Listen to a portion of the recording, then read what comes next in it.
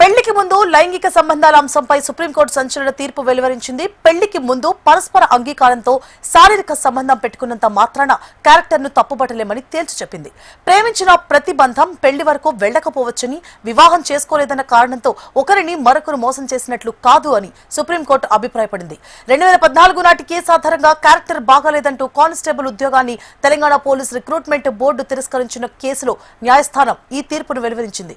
గజ్వేల్కు చెందిన Gajula Tirupati supplementary candidate trainee police constable పోస్టుకు ఎంపికయ్యాడు. అయితే తన అప్లికేషన్ ఫారంలోనే అతను గతంలో తనపై నమోదైన క్రిమినల్ కేసు గురించిన వివరాలను నిజాయితీగా వెల్లడించాడు. గాజుల తిరుపతి ఓ యువతితో 4 ఏళ్ల పాటు ప్రేమ వ్యవహారం నడిపి ఆ తర్వాత మరో యువతిని వివాహం చేసుకున్నాడు. ఇదే విషయంపై తిరుపతితో పాటు అతని తల్లిదండ్రులపై కూడా ఆ యువతి కేసు పెట్టింది. ఈ విషయంపై గాజుల తిరుపతి న్యాయస్థానాన్ని ఆశ్రయించాడు. దీనిపై విచారణ జరిపిన సుప్రీంకోర్టు తిరుపతికి అనుకూలంగా తీర్పును వెలువరించింది. తిరుపతి పోలీస్ కానిస్టేబుల్ ఉద్యోగానికి అనర్హుడిగా ప్రకటిస్తూ తెలంగాణ పోలీస్ రిక్రూట్మెంట్ బోర్డు జారీ చేసిన ఉత్తర్వులను కొట్టివేస్తూ జస్టిస్ మనోజ్ మిశ్రా, జస్టిస్ మన్మోహన్లతో కూడిన సుప్రీంకోర్టు ధర్మాసనం తీర్పును వెలువరించింది.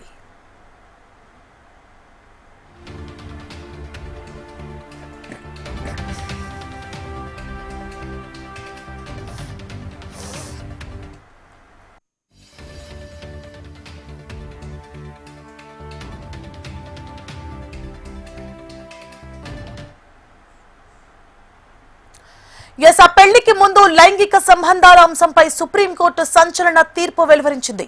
పెళ్లికి ముందు పరస్పర అంగీకారంతో శారీరక సంబంధం పెట్టుకున్నంత మాత్రాన క్యారెక్టర్ ను తప్పుబట్టలేమని తేల్చి చెప్పింది. ప్రేమించిన ప్రతి బంధం పెళ్లి వరకు వెళ్లకపోవచ్చని, వివాహం చేసుకోలేదన్న కారణంతో ఒకరిని మరొకరు మోసం చేసినట్లు కాదు అని సుప్రీంకోర్టు అభిప్రాయపడింది.